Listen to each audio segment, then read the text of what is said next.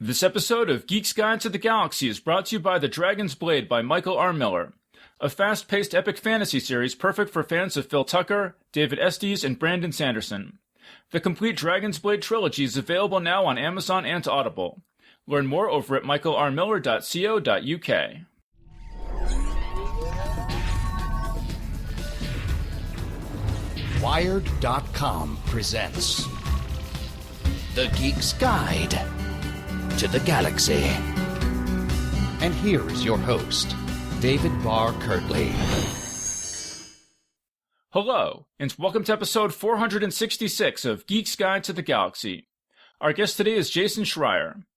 He's the author of the book Blood, Sweat, and Pixels, the triumphant, turbulent stories behind how video games are made. And he's also contributed to outlets such as Wired, The New York Times, Edge, Paste, Killscreen, and the Onion News Network. He's currently a reporter at Bloomberg News, and he previously spent 8 years at the video game website Kotaku. And we'll be speaking with him today about his new book Press Reset, Ruin and Recovery in the Video Game Industry, which highlights poor working conditions among game developers. And today's show is brought to you by The Dragon's Blade, an epic fantasy trilogy by Michael R. Miller. The Dragon's Blade is available now on Amazon and Audible. It's been a #1 bestseller in epic fantasy in the US and the UK, and an Amazon overall top 100 best-selling title. And you can get the complete trilogy over at audible.com for just 1 Audible credit. So that's a 46-hour audiobook for just 1 Audible credit. And here's a description of the book. It says, arrogant, scornful, full of pride, Darnur, Prince of Dragons, cares nothing for the damage he's done to the faltering alliance against the Shadow. He thinks himself invincible, right up till a mortal wound forces him to undergo a dangerous rebirthing spell, leaving him a helpless babe in human hands. 20 years pass, and demonic forces are poised to sweep across the land. With the alliance between humanity, dragons, and fairies fracturing, Darnur will have to uncover the secrets of his past, seek redemption for his sins, and rally the disparate races if they are to survive. Only Darnur can do this, for he's the last member of the royal bloodline, and only he can wield the Dragon's Blade. His second chance is the world's last hope. So again, the series is called The Dragon's Blade by Michael R. Miller, and you can learn more over at michaelrmiller.co.uk. And if you want to get the word out about your own book, movie, event, or product on Geek's Guide to the Galaxy, you can learn more about that over at geeksguideshow.com/ads. And now here's our interview with Jason Schreier. All right, so we're here with Jason Schreier. Welcome to the show. Hello, David. Thank you so much for having me. Okay, so your first book about the video game industry was Blood, Sweat, and Pixels back in 2017. So how did that book come about? Yeah, so Blood, Sweat, and Pixels, so it is a book about how games are made, why they're so hard to make, and it kind of uses 10 different games as case studies for trying to answer that question. Why are video games so hard to make? And the way it came about was that I had written an article for Kotaku in 2015 about the making of a game called Destiny. And after that, I wound up chatting with my now agent, Charlie Olson, and he was like, hey, we should do a book about this. And we batted around all sorts of different ideas and eventually landed on this kind of anthology of game development stories that became Blood, Sweat, and Pixels. So did he reach out to you, or? Yeah, I mean, he and I had known each other for a little while since then and had had a drink before. But yeah, he reached out to me after the Destiny article and was like, hey, we should do this. And were publishers pretty receptive to the idea for the book? Yeah, we got some interest. A lot of publishers were reluctant because they didn't think that gamers read books back then. I actually think that Blood, Sweat, and Pixels, from what I've heard, has actually, because it sold really well, it has opened a few doors for other gaming books to come out since then, which is really, really cool. And I'm really happy about. But yeah, that was something we definitely heard. But we wound up finding a great editor, Eric Myers at HarperCollins, who got it immediately and was really fantastic to work with back then. So I'm trying to think of the timing there, but so like what were some of the books that came out after this one that it sort of opened the door for? Are we talking about like Console Wars or like what? I'm trying to No, Console Wars was before. That was a very different type of book. It's smaller stuff. I don't know if there's anything that you would have heard of. Also, it's some stuff that's like still in the works because the book came out in towards the end of 2017. And I have a few friends who like pitched books after that in the years that followed that are still being written, still being published. So still not published yet. Yeah, I mean, at the rate that publishing goes, they could have finished them a long time ago. Exactly. Still waiting for them to come out. Exactly. But there are a few books about esports. I just read a pretty good memoir last, was it last year? No, it was this year. It was a few months ago. Yeah, it was last year. God, the days all blend together for me. By a guy who worked at Ubisoft who was talking about his experiences in the games industry. We've seen a few others. We just saw a cool, very different type of book, but we just saw a book called Ask Iwata come out last month. That was it's a compilation of interviews with the former now deceased president of Nintendo, Satoru Iwata. And so there's a bunch of stuff out there, and hopefully more to come. So what was that like, making that transition from writing articles to writing a book? Was that challenging, or did you adapt to it pretty easily? Or yeah, well, so for Bloodstone and Pixels, the way that I approached it was I was like, hey, this is kind of like writing a series of 10 mega Kotaku articles, and that was a useful way to structure it and a useful way to approach the challenge of writing a book. But actually, for my new book, Press Reset, which comes out next week, I actually wanted to do that a little bit differently. I actually wanted it to very deliberately feel like one big story instead of 10 books. So I would say Press Reset was a little bit more challenging than Blood, Sweat, and Pixels, because Blood, Sweat, and Pixels was very intentionally like 10 individual independent stories. But yeah, no, it's definitely, it's a lot more work. It's a lot more reporting.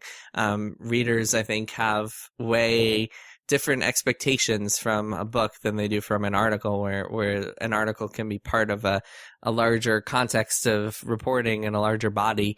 A book really needs to be self-contained and have the sourcing to back it up. But it's very fun. It's a fun and enjoyable challenge, I would say, writing these nonfiction books, and telling people stories. And I just love the process of the reporting process is always my favorite part. Just getting to talk to people and hearing their stories is always a blast. So, it's cool. It's very rewarding. Well, yeah, so I guess let's talk a little bit more about Press Reset. So you said that it's, you talked about how you wanted to structure it a little bit differently, but talk more about kind of what was the initial thought or the initial premise of this book? Yeah, so after Blood, Sweat, and Pixels, I had an inkling I wanted to do a second book. It took a little while to figure out what that was going to be. I had some false starts. I had some ideas that didn't quite work out the way I wanted them to. And then it took about a year. It was like towards the end of 2018 that I finally landed on this concept that would become Press Reset. And essentially I was thinking, okay, a lot of game studios have shut down. There seems to be a lot of, like, volatility seems to be one of the biggest issues in the video game industry. Why don't I write a book that compiles some of those stories, and also try to figure out some solutions to these problems? And yeah, the results of that became Press Reset. I went out and I spoke to people who had been part of all sorts of different studio shutdowns, from Irrational, the developer of BioShock, to 38 Studios, the wild story of Kurt Schilling, baseball player, starting his own game studio. And it was quite the ride, and I'm very proud of the results. I think it'll resonate with people. It's funny because, I'm not really a video game journalist, but I have a few friends who work in video games. And so I just heard stories over the years, just kind of random stories. And one of them was, I heard about this studio where the main company, every time a studio finished a game, they would shut that studio down. And so everyone at the studio was kind of dragging their feet, dragging out this game development as long as possible, because they knew as soon as they finished that they would all they'd all lose their jobs. And yep, sounds about right. Yeah, that is very much what this book is about. It's about the kind of like corporate shenanigans and mismanagement and the volatility that happens here. Because what's really brutal about it is, like, unlike, for example, Hollywood, where a lot of people are kind of just expecting to move from one gig to another, the games industry is like, it essentially promises, it sells the illusion of careers. It sells the illusion that you'll be at the same company for 10 years, 15 years. But in practice, that never actually happens. Like, it's not, this is a world where people are bouncing between jobs all the time. And because people don't have protections, they're not unionized, and because the games industry is all over the world and not just centralized in one place, it can be really, really grueling and brutal to be doing to be trying to maintain a career, and it leads to a lot of burnout. And I think a lot of people have left the video game industry for more stable careers elsewhere. Yeah, but so I had heard stories like that, and I always thought it was just like, oh, that's kind of a weird, funny thing to have happened. And it wasn't until I read your book that I really realized, like, oh no, this is actually like a totally standard thing to happen. Like this is just, par for the course, it seems like, in video games. Yeah, and it's sad because it's like this is an industry that is worth $180 billion. It's only gotten bigger and bigger with the pandemic. So you would think they would be able to keep workers employed, but gotta see those revenue numbers go up. Please, those shareholders. Yeah. Well, it was funny because, when I was in high school or college, I was thinking about maybe being a lawyer. And my uncle, who's a lawyer, gave me this book to read called A Civil Action. And he's like, oh, it's a nonfiction book. He's like, this is a great book about lawyers. You'll love it. And I read it, and it made being a lawyer seem so awful. I kind of lost all interest in it. And I wonder if this book is going to serve the same function for aspiring video game designers.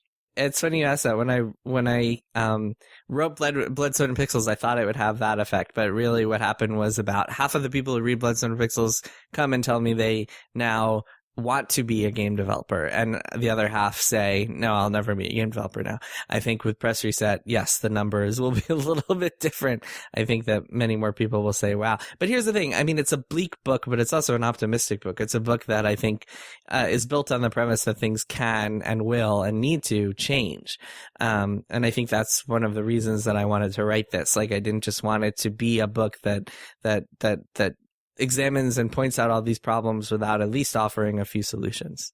So those people who read your books and then say it makes them want to go into video games, why, like, are they just like, they like the challenge, or they're adrenaline junkies, or like what is it that they're finding? Yeah, I mean, I guess there's something inspirational about the thought of like putting your life into one of these creative projects. I think especially in Blood, Sweat, and Pixels, the story of Stardew Valley really inspired a lot of people. Of Eric Barone is this one guy who made this multi-million unit selling game. So yeah, I mean there's some stuff in there that is certainly inspiring. But yeah, I think that like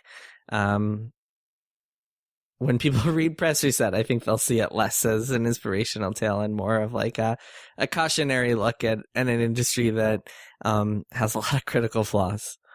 So one thing I was wondering reading the book is like, is there literally no one who works in game design who like, they have kind of like a calm, stable career and they do a 9-to-5 job and, and maybe they change jobs every once in a while, but it's not that bad. Like, is there anyone who has had that kind of trajectory? Well, I mean, okay, yes, there are certainly people who have stayed at the same company for 15, 20 years. That is not like impossible to find. It's rare, but it's not impossible to find. 9-to-5, absolutely not. There are very few game developers who can get away with working a 9-to-5 career. It's called crunch in the video game industry, the practice of excessive overtime, where like everybody says, okay, for the next 4 months, we're all working Saturdays or whatever it may be. That happens on pretty much every game. Especially in the big budget industry. And so that aspect of it is kind of like if you are lucky enough to have a stable career at the same company for that much time, chances are high that you're doing that as well. And so that also drives some people out of the video game industry. But yes, I mean, there are some people who certainly have found companies to stick with. But is there literally no one who's never done crunch? Like, it's like 100% of people who've worked in video games have done crunch. I think it's I think 100. I don't want to say 100% of anything. Like I haven't talked to 100% of people, but I would say if you ask a group of game developers, I think that it'll be very hard to find someone who has never. If anyone has worked for any extended period of time in the games industry, it would be very difficult to find anyone who has not crunched. Yeah. I mean, so you say it's really, in the book, you say it's really rare for people to work 30 years in the game industry. And so considering that people, I think usually start when they're about 20, they're still pretty young when they leave, right? So what do they all go into after they leave video games? Yeah, I mean, in some cases, there's one case spotlighted in the book about a guy named Zach Bumbach who wound up leaving for another field entirely and went into architecture, essentially. There's some people who wind up going indie and trying to pursue their own paths. Some people who left Irrational, as an example, wound up going into banking. Some people go into software development. There's a lot of space out there. There's a lot of jobs out there for, like, especially if you're in a more technical oriented discipline like programming, you can wind up getting a more stable and way more lucrative job at a tech company, as an example. And yeah, I mean, a lot of people are looking for programmers. A lot of like software development houses are looking for programmers all the time. And same with like artists. There are a lot of jobs out there for people who leave. I mean, one thing I noticed reading the book is that there's lots of points where you say executives declined to comment, or like this company declined to comment, or whatever. Mm-hmm. How much of a headache was that for you, not getting comments from so many companies or executives? I mean, it's annoying, but like I certainly expected that and was anticipating that going in.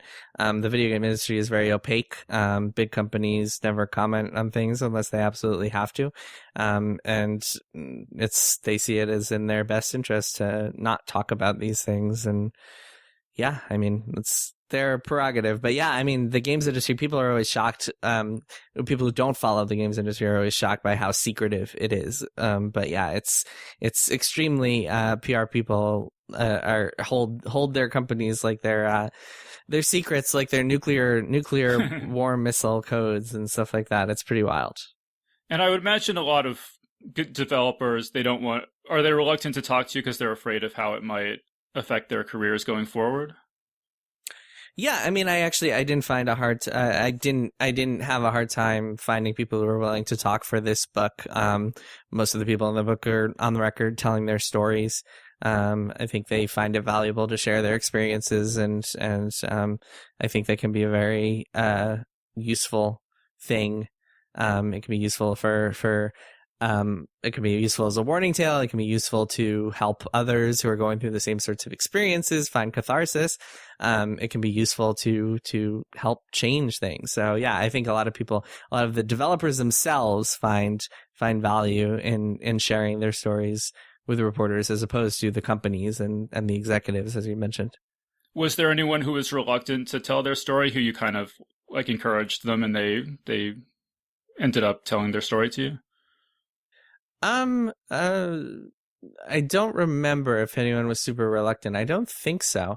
I got a lot more resistance just from the people who were on the top. I tried very hard to get Kurt Schilling, the former baseball player, to talk to me, and he seemed interested, but then just kind of ghosted me and disappeared.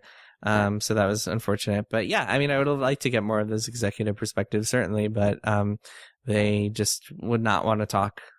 Yeah. I mean, because, one of my favorite series growing up was the Ultima series of role-playing games. And so I'm still angry at Electronic Arts for shutting down Origin, the studio that made those games.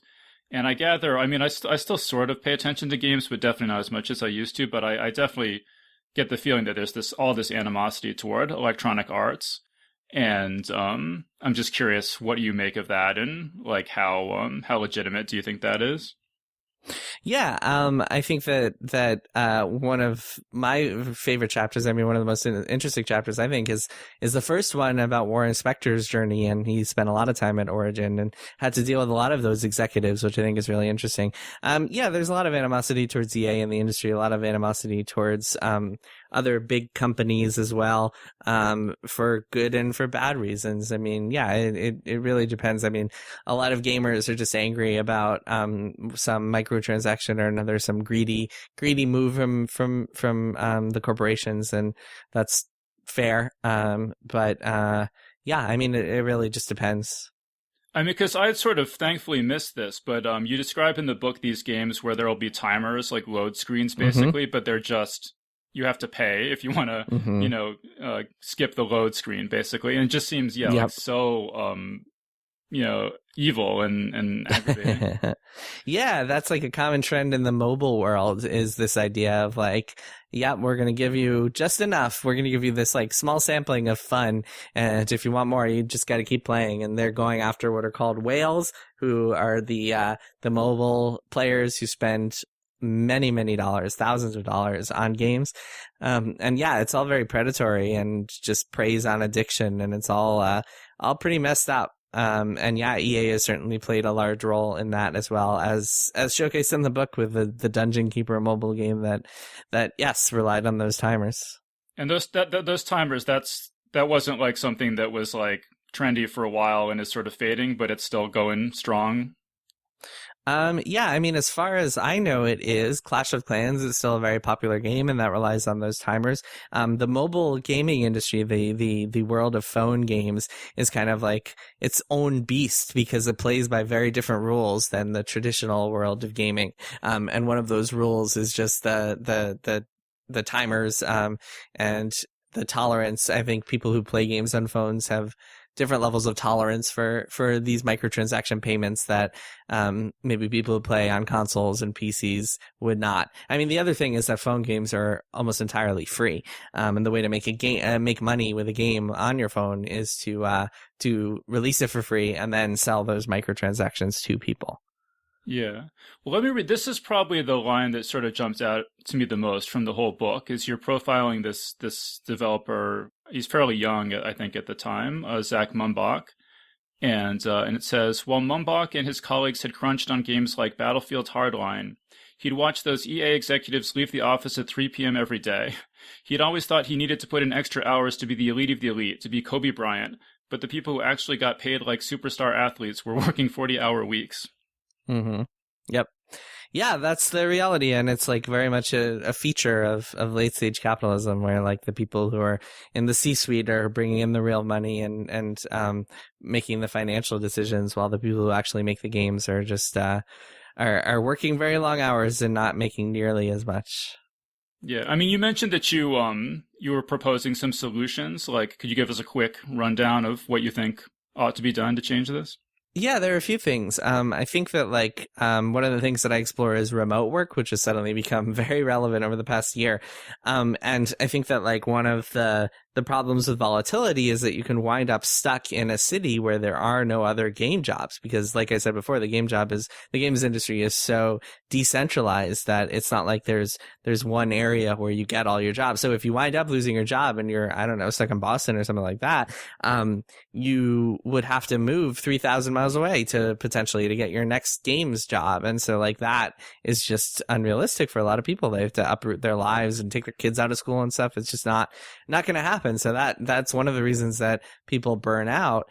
And if they could just work remotely, if they could get a job anywhere without having to move, that might change things and might make the games industry way more accommodating to a lot more people.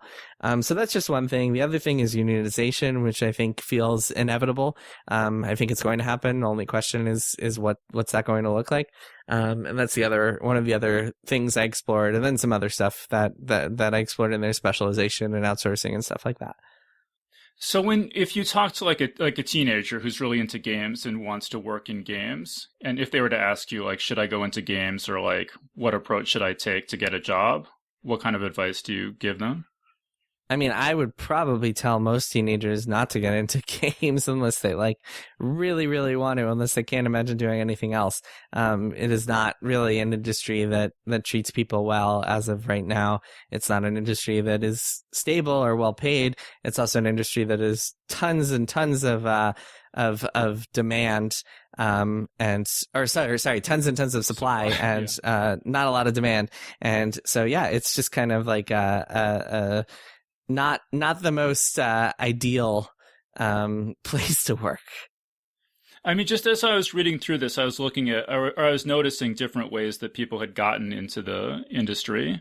So I have a little list here. Get an internship, get a job as a QA tester or community manager, make a mod, one person make a YouTube video. Are any of those no longer a good way to get into games? I mean, I don't know. I mean, I'm sure that they are. I think that It really depends. I mean, there's so many different fields and disciplines in games that it really depends what you want to do in games. In general, like one of the best ways I think is if you want to actually make games is to go and make a game. It's easier than ever because of like tools like Game Maker and Unreal and Unity. You can just download a program and start making a game on your own. So if you do want to get into the games industry, I think that tends to be one of the best ways is just like you make a game and you send it to people and it's if they like it, then maybe they'll want to hire you. Because it says in the book, in the 90s and early 2000s, one of the best ways to learn how to develop video games was to make mods, which made it sound like maybe subsequently that wasn't one of the best ways to get into the video games. Or yeah, I mean, I think it's less popular now because you don't have to do mods, and you can do more like actually making something new. You have a lot more flexibility now. Back then, making mods was like it wasn't as easy to just download a program and start making your own game that you could then show people.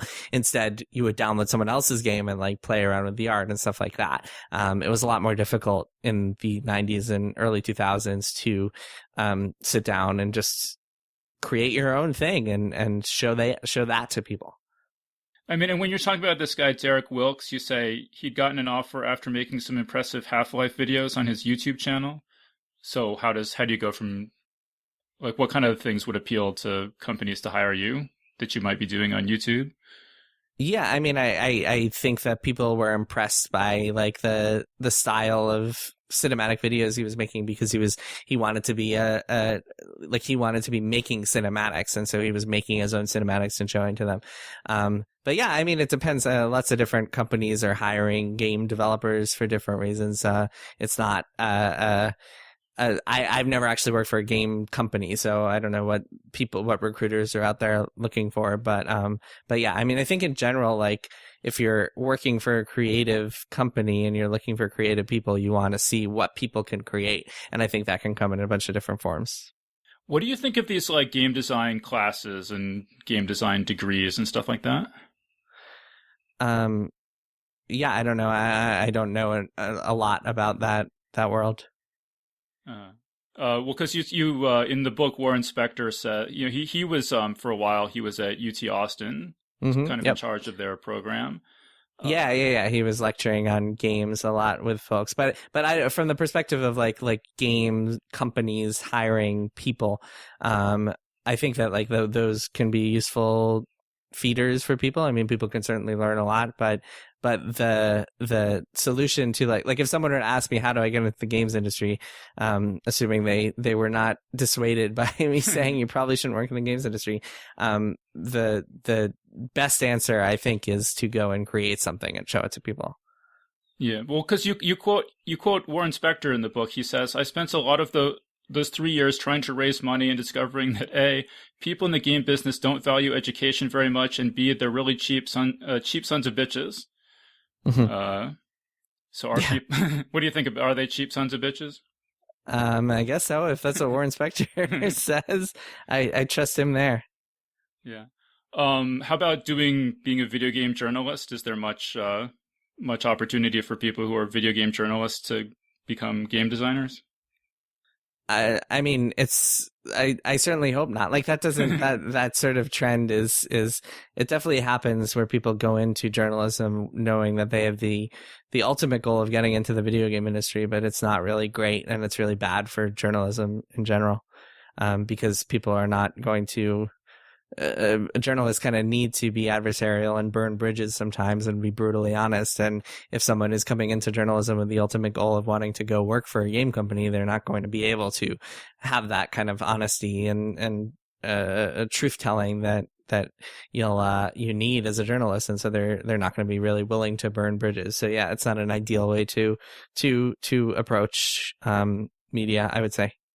So how does being a video game journalist compare to being a video game designer in terms of career stability? Are they both pretty unstable, or is one more unstable than the other? I mean, working in any media is incredibly unstable. That's for sure. I guess the biggest difference is that the games industry actually makes money, and that is what's kind of striking about all this is that you might be able to draw parallels between media and games. And media, like I said, it's very volatile. It's prone to layoffs and shutdowns, and that sort of thing happens all the time in the media world. But the difference is that the games industry is making $180 billion a year in revenue. So it's really it's a little easier to understand why it happens in media than it is to understand why it happens in the games industry. So what do you think, just looking back on the history of games, what do you think would have been some of the best companies to work for? Like, over, in any time or place, what would be the best working conditions? I don't know. It's hard to say. I mean, I don't really think that I don't know. I think that some of these problems have existed. Some of the problems that I examined and Presser said have existed for the past 20, 30, 40 years. And while I don't know, I haven't talked to people who've worked at every single company in the history of games, so I'm not 100% sure which had it worse than others. I've certainly heard all sorts of stories about horror stories about work conditions throughout the course of the video game industry since it really started in the 1980s. Back in the days in the 90s or 80s, I suppose, people were working in essentially it was people in frat houses developing games, a dozen dudes all drinking Diet Coke and eating pizza and staying up all night making games. And while that might have been fun for some people, it's the type of thing that you can only really do in your 20s. And the games industry has professionalized in some ways since then, but as a whole, it still has a lot of growing pains to deal with, and it still has a lot of way to go before it starts treating its workers in a healthy, sustainable way. Because it just seems to me, just from my outsider perspective, that there have just been certain, a lot of my favorite games, it seems like the people were having fun making them. The early Doom games, the early LucasArts games, the early Sierra games. I feel you can sort of tell, or at least I feel like I can tell that people were having fun. That kind of comes through in the game. Whereas, as a lot of those companies go along, you sort of, they get big and this sort of grind sets in, and you can sort of feel the sort of the lack of fun in the end product. Yeah, but I mean the trade-off for that is that the fun can sometimes mean some of those old games could sometimes be developed by people who are just working crazy hours, and they just had fun doing it because they were younger. And maybe when they got older, it was oh man, this is less fun. I have a family now. I want to go spend time with them. And so I think part of it is just that the early games industry was very young and very not professionalized just yet. But yeah, I mean, it really depends. I mean, there's so many different companies with so many different styles of and ways of working. But the modern industry, which is really what Presser said, and most of my work is focused on, is still dealing with growing pains from those days.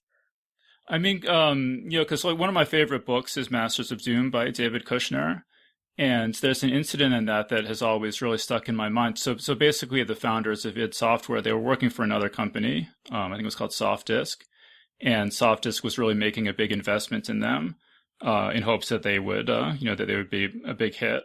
And what they were doing is that, on the weekends, they were basically stealing the computers from work and taking them to this house on a lake and then doing their own stuff because they didn't have good enough computers to be able to do game development that they owned. And then they would return them, before work on Monday morning. And when it came out that this had been happening, and that they announced that they were leaving, it says in the book that that their boss was sort of in a pretty strong position to pursue litigation against them, and just kind of felt that he didn't want to, and just kind of let them go. But it just always makes me wonder, is that sort of unethical behavior or something? There's this line, behind every great fortune is a great crime. And I just wonder, is it, going back to my earlier question about the 9 to 5 hours and stuff, is it possible to just be kind of normal and hardworking and everything, and be a success in the video game industry. Is it possible to work normal hours and be a success in the games industry? No, to not, to not have anything crazy happen. You know what I mean? Like is there just Yeah, I mean, I guess what you're the rules. So yeah, I mean, I guess what you're describing is kind of what I was talking about when I was talking about the early days when there were no rules. And I think since then the games industry has gotten a lot more professionalized. And while there's still some crazy stuff happening as press reset details, like with 38 Studios and Kurt Schilling just kind of running this company into the ground, there's that sort of thing. I mean, this idea of like the swashbuckling, going around selling your games on discs in Ziploc bags and stealing equipment from your day job so you could go home and make games at night. As the games industry has professionalized, that has changed a lot. But as we've seen, I mean, it's very difficult to make a career in the games industry and also like have a life at the same time. And that unfortunately has not changed since some of those early days. And I think there are certainly people who would reminisce about those days, and like veterans in the games industry who would kind of like put those days on a pedestal and say like, oh, you got to pay your dues. You got to put in 16 hours a day to do this. And that's certainly one mentality. Another mentality is that workers should put in their work hours, because especially when they're working for other people and the profits wind up going to C-suite executives at the very top, like the ones that you quoted earlier. So it's a little bit different, and it's always very different when you're doing something for yourself, when you're like an indie game developer, when you're id Software and starting your own thing and trying to make it big on your own, as opposed to like working for a corporation where the executives next door are making $30 million bonuses. So yeah, I mean, things are very different now than they were back then. But yeah, I mean, as Press Reset, I think tries to dig into, there's a lot that needs to improve in order to make this business more sustainable for people. Well, let's talk about the 38 Studios, because that was definitely sort of like a very unique situation, right, in the video game industry.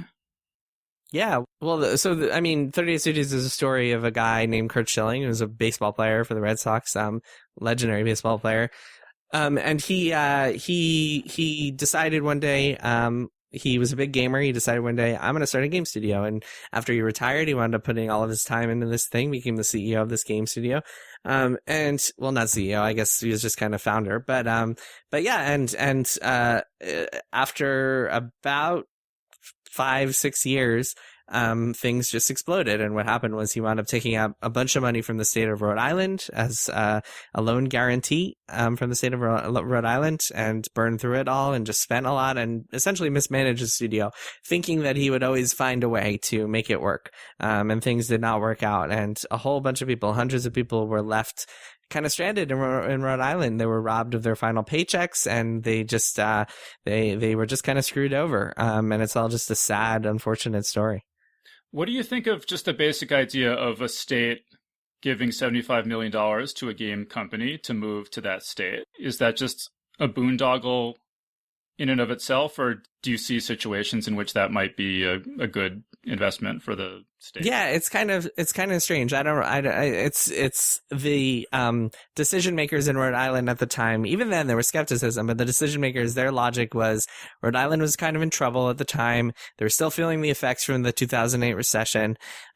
They had this vision of like, and Donald Carcieri, who was the governor at the time, he had this vision of a Silicon Valley of the East, based in Providence, Rhode Island. And like, he thought 38 Studios would be like the nucleus, and not only would it bring hundreds of jobs to Rhode Island and like suddenly bring all these people who would spend money on like the neighboring bars and restaurants and coffee shops, but also that like he thought other game developers or other tech companies would follow.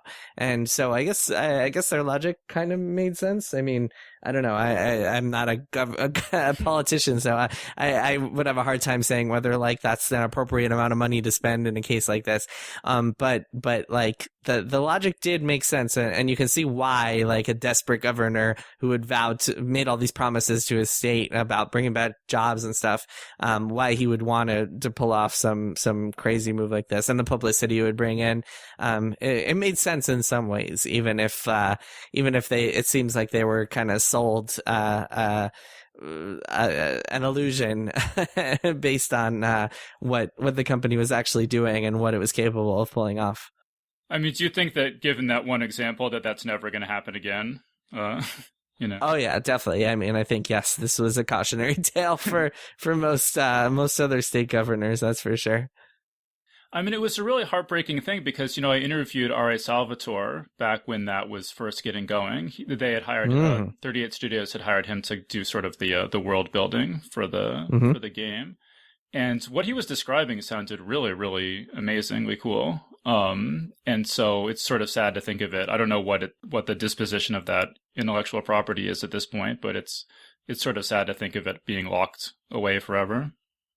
Yeah, I mean, oftentimes things sound really, really cool on gaming, and then you actually have to make the thing. And I think people who aren't experienced in games really just have like this sudden shock when they see just how complicated and difficult it is to actually make games.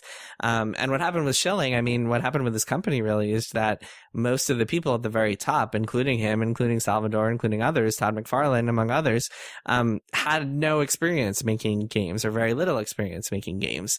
And that, I think, really led them to kind of underestimate the challenges that were going to that they were going to have to face. And ultimately, I think that is one of the main reasons that the studio fell apart. Okay, so this is something I was talking about on a recent episode, but one of the things that really frustrates me, I guess sort of speaking of a similar sort of issue, is that you have these designers like Ron Gilbert and Richard Garriott, and they've said that they want to go back to, Monkey Island, go back to Ultima, and can't because they don't control the rights. And it's just really and then nothing else is being done with the rights, and it's just so frustrating to me. And I just wonder, is there anything that could be done, do you think, to get those guys there back working back on Monkey Island and Ultima? Yeah, I don't know. That's a good question. I mean, I think Ron Gilbert would just have to sit down with Disney and negotiate the rights and see how much he would have to pay them for it, or how much of a cut they would want to take if they license it out.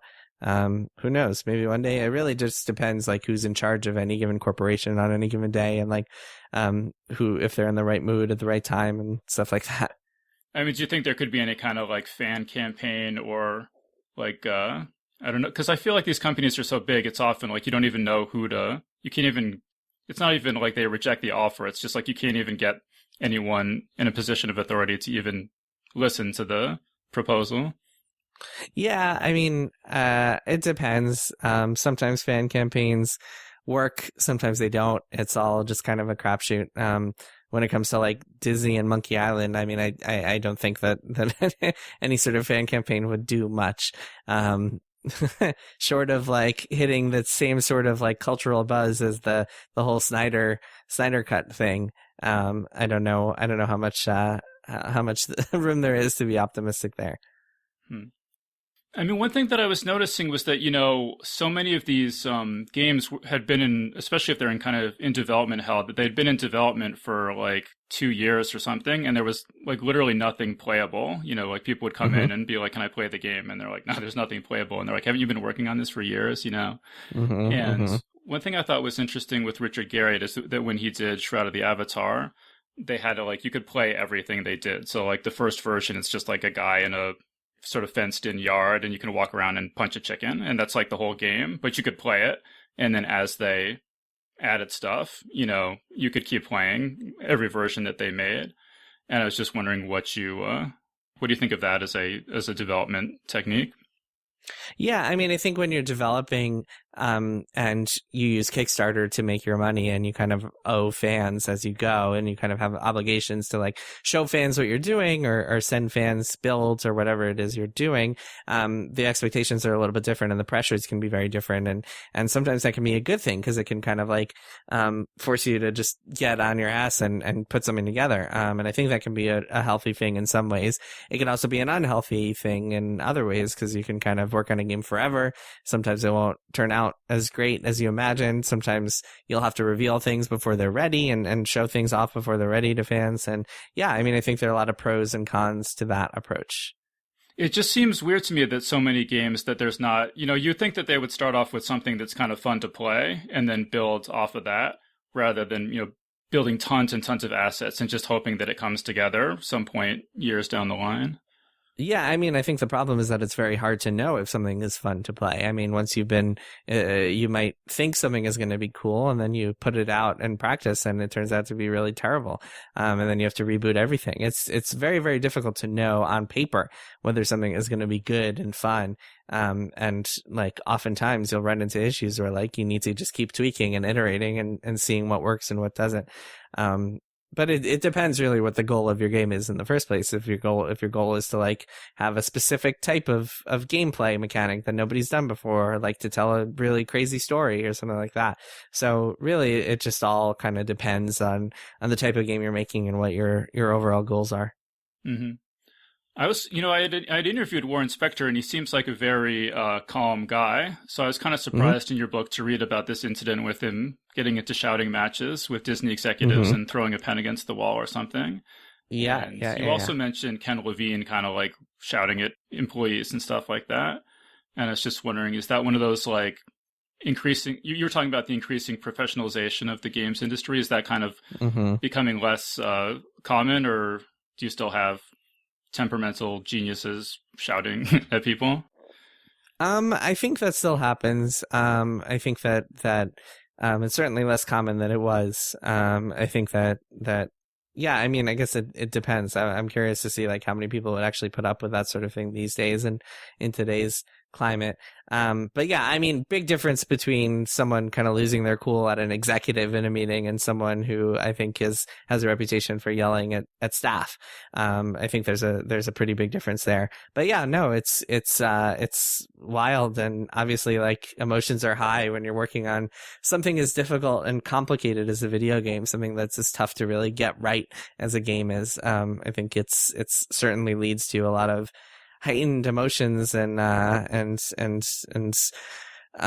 yeah, I mean, for better and for worse.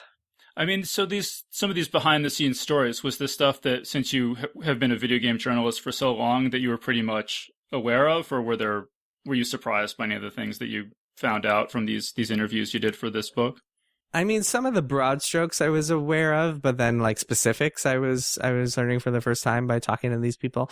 For the most part, like I had a good idea of what these stories would look like, but then I learned a lot along the way. Like I learned a lot about like I knew that there was a company called Mythic, and they made games, and I knew I knew that they had made these popular MMOs back in the day, and that they eventually shut down. But like, I didn't know the actual details of everything that happened when they made these, like this crummy, poorly received mobile game, Dungeon Keeper, and then when I didn't know the details of like people leaving and forming and making Enter the Gungeon and stuff like that. So that was really fascinating, and same with most of the other chapters. Just leaving the details, learning the details was really interesting.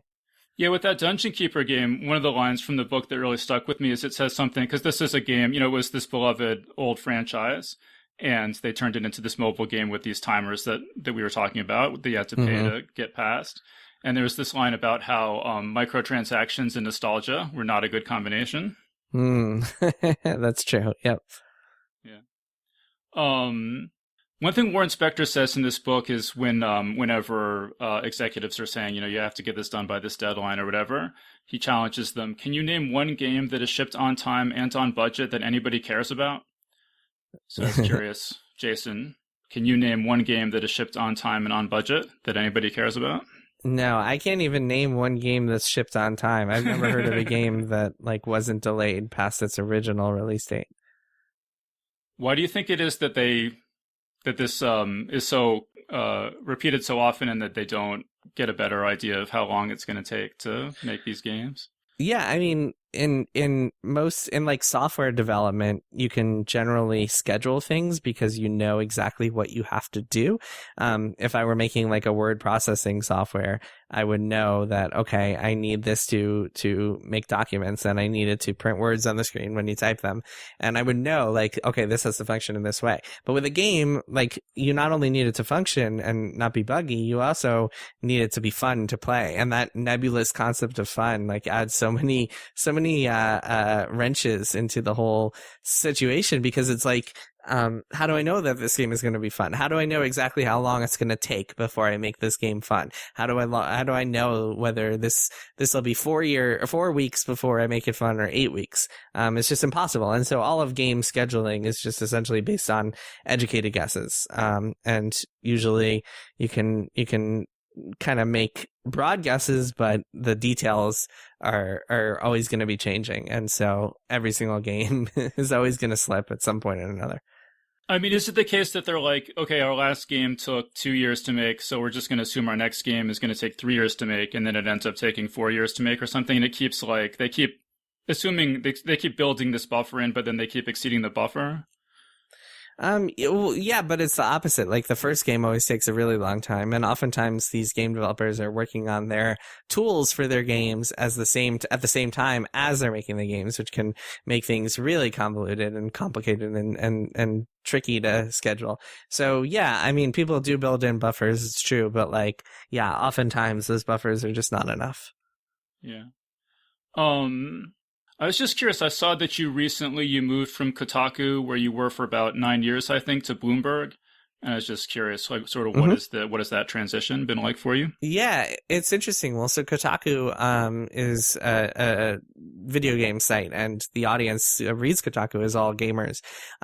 So it's safe to assume that like they'll have some level of knowledge, and that some certain stories will be appealing to them, as opposed to being in a mainstream publication where like our readership doesn't have that knowledge, and also our readership might not be interested in the types of stories that I might write for Kotaku. So it's been a really interesting challenge and a really interesting learning experience to be writing for just that different audience. I found it fascinating so far. I've learned so much from my talented colleagues over here. It's been cool. It's been really cool. So could you give like any examples of what adjustments you need to make in your storytelling approach? Like, Yeah, I mean, just like the bigger picture stuff. There's always a question of like, what's the bigger picture here? What's the bigger story here? What's the nut graph?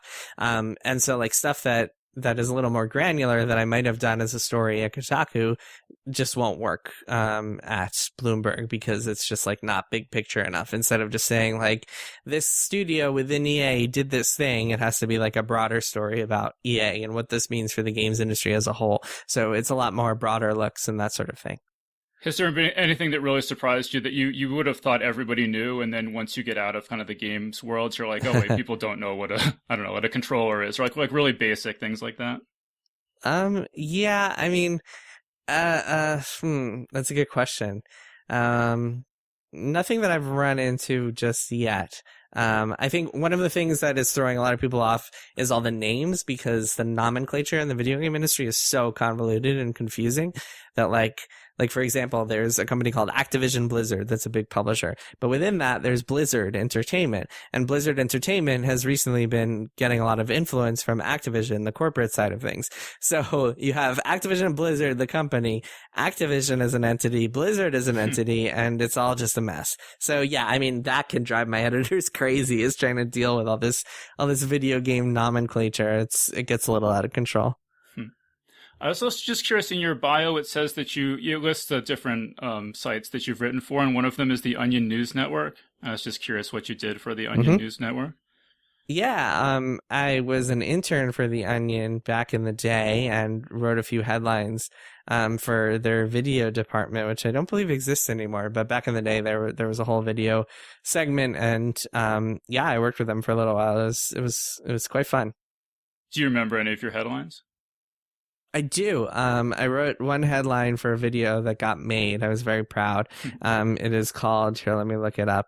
It's like a send up of Guantanamo. Okay, here's that. The headline is using a minotaur to gore detainees a form of torture, and it's like kind of a send up of Guantanamo Bay, and the question of like, should it be removed? And so it's this panel of people seriously discussing whether the minotaur in the labyrinth is torture or whether it should be removed. Did you have or do you have ambitions as a humor writer, or was that just kind of like a random job that you? I was just exploring when I was kind of figuring out what I wanted to do. I was just exploring a bunch of different stuff in college and stuff. I always knew I wanted to be a writer, but I wasn't sure exactly what that would look like. Uh-huh. All right, so we're almost out of time. So why don't we start wrapping this up? I know you do have a new podcast called Triple Click that you're doing. Mm-hmm. So do you want to just tell people about that? Yeah, my former colleagues at Kotaku, Kirk Hamilton and Maddie Myers, and I do this weekly gaming podcast, Triple Click. It's a lot of fun, worth checking out if you're into games. One area in which we pride ourselves is being a podcast that's like not just for the hardcore gamers, and we try to make it appealing to adults who like maybe casually play games and just want to hear about the latest. So go check it out. Was there any particular moment where you're like, we should do a podcast, or? Well, we'd always been doing a podcast at Kotaku, and when we all decided we were going to leave Kotaku, we just wanted to keep podcasting together. But we started our podcast ages ago, like 2015 or something like that. All right, cool. Yeah, I mean, I started this in 2010, so that's how old as a podcaster. Nice. All right, cool. So then, do you just have any other final thoughts or any other projects you want to let people know about? No, I'm just really excited about Press Reset. I hope people check it out, and I hope they dig it. It's out May 11th, and yeah, hopefully people enjoy the book. Yeah, no, it's really. I mean, I read it so fast. It's a real page turner, and just so, like you said, so many human stories and so much conflict and so many crazy behind the scenes things. So yeah, I definitely recommend if you're interested in all that stuff to check it out. And so we've been speaking with Jason Schreier, and again, the book, it's called Press Reset. So Jason, thank you so much for joining us. Yeah, thank you for having me, David. And that was our interview. So big thanks again to Jason Schreier for joining us on the show. And remember that Geek's Guide to the Galaxy is made possible thanks to support from listeners like you. So if you enjoy the show and want it to continue, please sign up to give us $1 or $2 per episode over at patreon.com/geeks. And if you'd rather make a one-time contribution, you can do that via check or PayPal over at geeksguideshow.com/crowdfunding. So big thanks again to everyone who's contributed. We really appreciate it. I also want to thank Michael R. Miller for sponsoring today's show. Check out his epic fantasy trilogy, The Dragon's Blade, over at michaelrmiller.co.uk. All right, so that was our show. So thanks everyone for listening, and we'll see you next time. The Geek's Guide to the Galaxy is a production of Wired.com. For more information about the show, visit geeksguideshow.com. To learn more about your host, visit davidbarrkirtley.com. Music and voiceover produced by yours truly, Jack Kincaid. If you enjoyed this program, tell your friends. If you didn't enjoy it, tell no one. Thank you for listening.